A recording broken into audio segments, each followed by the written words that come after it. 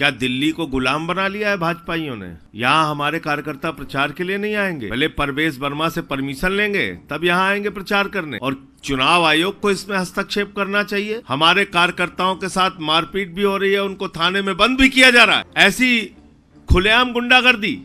भाई हमारे जो कार्यकर्ता हैं प्रचार करने के लिए चुनाव में आएंगे और किसी की हिम्मत नहीं है कि उनको रोक ले। कैसे आप रोक लोगे? प्रवेश वर्मा किस नियम के तहत उसको रोक लेगा? राजधानी दिल्ली में चुनावी बवाल है और इस चुनावी बवाल के बीच बड़े सियासी सवाल हैं। आखिरकार क्या चुनाव आयोग और केंद्रीय जांच एजेंसियां वाकई केंद्र सरकार के दबाव में काम कर रही हैं? क्या वाकई विपक्षी राजनीतिक दलों को दबाने का प्रयास किया जा रहा है? क्या चुनाव में जीत दर्ज करने के लिए भारतीय जनता पार्टी की केंद्र सरकार उन एजेंसियों का इस्तेमाल कर रही है जो कहीं ना कहीं चुनाव में अहम भूमिका निभाती है, विशेष तौर पर चुनाव आयोग?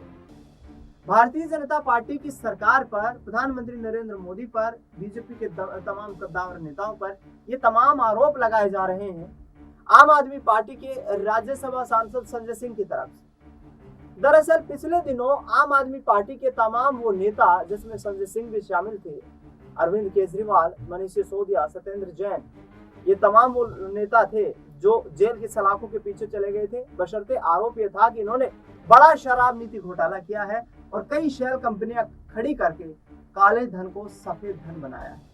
यानी कि इस पूरे प्रकरण में पूरी लगभग आम आदमी पार्टी के शीर्ष नेतृत्व था वो तिहाड़ जेल में पहुंच गया। इसके बाद सुप्रीम कोर्ट से राहत मिली और राहत मिलने के बाद अब वर्तमान परिस्थिति देखी जाए राजधानी दिल्ली में तो चौथी बार आम आदमी पार्टी सरकार बनाने की दहलीज पर दिखाई दे रही है, क्योंकि मजबूती के साथ आम आदमी पार्टी का कैंपेन जो है वो आगे बढ़ रहा है और उसी आधार पर उनके राजनेता जो है रणनीतियां तैयार कर रहे हैं। लेकिन बड़ा सवाल ये खड़ा होता है कि आखिरकार परवेश वर्मा, भारतीय जनता पार्टी के पूर्व सांसद, नई दिल्ली विधानसभा सीट से अरविंद केजरीवाल को चुनौती दे रहे हैं। परवेश वर्मा की संपत्तियों में पिछले 5 साल में 2915%, 2915% संपत्तियों में इजाफा हुआ है। यानी कि उनकी संपत्ति 17 लाख के करीब से बढ़कर 19 करोड़ तक जा पहुंची है। आखिरकार ये इजाफा कैसे हुआ? परवेश वर्मा ने आखिरकार पिछले 5 सालों में कौन सा बड़ा बिजनेस किया? आखिरकार क्या कोई सरकारी संरक्षण परवेश वर्मा को था और उस सरकारी संरक्षण के चलते परवेश वर्मा की संपत्तियों में छप्पर फाड़ इजाफा हुआ? इन तमाम दावों पर कहीं ना कहीं अब आम आदमी पार्टी दिल्ली की विधानसभा चुनाव की सूरत बदलना चाहती है और उनकी मांग ये है कि ईडी से इस पूरे मामले की अब यदि केंद्र सरकार में हिम्मत है तो जांच करवाई जाए। सुनिए संजय सिंह क्या कुछ कहते नजर आ रहे। देखिए, यहां इस चुनाव में प्रचार करने के लिए हमारे कार्यकर्ता आएंगे। क्या दिल्ली को गुलाम बना लिया है भाजपाइयों ने? यहां हमारे कार्यकर्ता प्रचार के लिए नहीं आएंगे, पहले परवेश वर्मा से परमिशन लेंगे तब यहां आएंगे प्रचार करने। और चुनाव आयोग को इसमें हस्तक्षेप करना चाहिए। हमारे कार्यकर्ताओं के साथ मारपीट भी हो रही है, उनको थाने में बंद भी किया जा रहा है। ऐसी खुलेआम गुंडागर्दी। भाई हमारे जो कार्यकर्ता हैं प्रचार करने के लिए चुनाव में आएंगे और किसी की हिम्मत नहीं है कि उनको रोक ले। कैसे आप रोक लोगे? प्रवेश वर्मा किस नियम के तहत उसको रोक लेगा?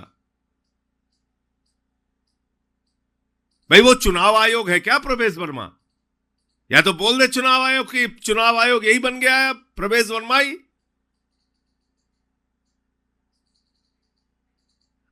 अजीब बात है। मतलब हमारे कार्यकर्ताओं को मार भी रहे हैं, फिर कह रहे हैं वो प्रचार करने के लिए आए थे। अरे प्रचार करने के लिए आएंगे, हमारे कार्यकर्ता प्रचार करने के लिए आएंगे, प्रचार करेंगे भी।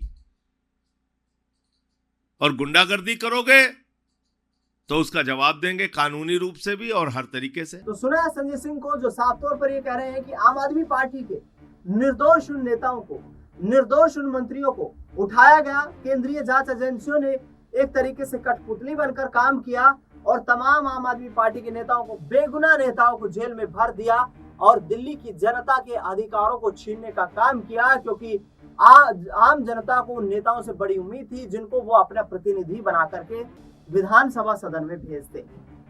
लेकिन प्रवेश वर्मा और कहीं ना कहीं अरविंद केजरीवाल के बीच एक दूसरे पर जबरदस्त तरीके से शब्द भेदी बाण चलाए जा रहे हैं और इन शब्द भेदी बाणों के जरिए दोनों राजनेता एक दूसरे का सीना छलनी करने में जुटे हुए। देखना दिलचस्प होगा कि दिल्ली में आखिरकार किसकी सियासी ताजपोशी हो पाती है, क्योंकि अरविंद केजरीवाल जिस तरीके से तमाम आरोप लगा रहे हैं और जिस तरीके से उन्होंने जो चुनावी वादे किए हैं, उन चुनावी वादों में आम आदमी पार्टी ने आम जनता के बीच इस तरीके का विश्वास बनाया है कि आम जनता में भी कहीं ना कहीं 50% लोगों को ये उम्मीद नजर आती है कि केजरीवाल जो बात कह रहे हैं उनकी पूरा होने की उम्मीद दिखाई देती है। क्योंकि पिछली सरकारों का यदि रोड मैप देखें, यदि ट्रैक रिकॉर्ड देखें, तो उसमें चाहे मुफ्त बिजली की योजना शामिल है, मुफ्त शिक्षा योजना, और शिक्षा के क्षेत्र को लेकर जिस तरीके से अरविंद केजरीवाल दिल्ली में हर बार चर्चा कर रहे हैं, दिल्ली के सरकारी स्कूलों की स्थिति काफी हद तक सुधरी है। दूसरी ओर देखा जाए तो महिलाओं को जो फ्री ट्रांसपोर्टेशन सुविधा दी जा रही है, अब आने वाले वक्त में यदि सरकार बनती है तो छात्र छात्राओं को फ्री बस यात्रा और इसके साथ साथ मेट्रो में भी रियायत देने की यहाँ पर अपील जो है प्रधानमंत्री नरेंद्र मोदी से अरविंद केजरीवाल के द्वारा की गई है। देखना दिलचस्प ये होगा कि आखिरकार क्या वाकई आम आदमी पार्टी चौथी बार दिल्ली में सरकार बनाने के लिए यहाँ पर मजबूती के साथ बड़ा बहुमत प्राप्त कर पाई, क्योंकि आतिशी सिंह को मुख्यमंत्री बनाया कहीं ना कहीं महिला वोट बैंक को अपने खेमे में करने की अरविंद केजरीवाल की कोशिश थी, और उसी कोशिश के आधार पर अरविंद केजरीवाल ने दिल्ली में अपना पूरा सियासी ताना बाना बुना है। देखना दिलचस्प ये होगा कि आखिरकार अरविंद केजरीवाल क्या 2015 के उस रिकॉर्ड को तोड़ते हुए छप्पर फाड़ बहुमत प्राप्त करते हैं, क्योंकि इस बार जो है मुकाबला फंसा हुआ दिखाई दे रहा है, क्योंकि कांग्रेस पार्टी ने भी तमाम उन सीटों पर जहां पर आम आदमी पार्टी ने, जो रूलिंग पार्टी थी जिसने स्टैंडिंग विधायकों की टिकट काट करके अन्य लोगों को टिकट दिया, कांग्रेस पार्टी ने उस पर बड़ा ध्यान केंद्रित किया है और वहां पर उन्हीं चेहरों को कांग्रेस पार्टी से टिकट देने का काम किया है जो पिछले कार्यकाल के दौरान आम आदमी पार्टी का हिस्सा हुआ करते थे। कांग्रेस पार्टी इस बार चुनावी ताल ठोकती हुई मजबूती के साथ नजर आ रही है। तमाम चुनावी रणनीतिकारों का ये मानना है कि जाहिर तौर पर दिल्ली में लड़ाई जो है आम आदमी पार्टी और भारतीय जनता पार्टी के बीच टक्कर की दिखाई दे रही है, लेकिन कांग्रेस पार्टी को हल्के में लेना दिल्ली में भूल हो सकती है। फिलहाल इस खास कार्यक्रम में इतना ही। देश दुनिया से जुड़ी तमाम बड़ी खबरों के लिए आप देखते रहिए SPN9।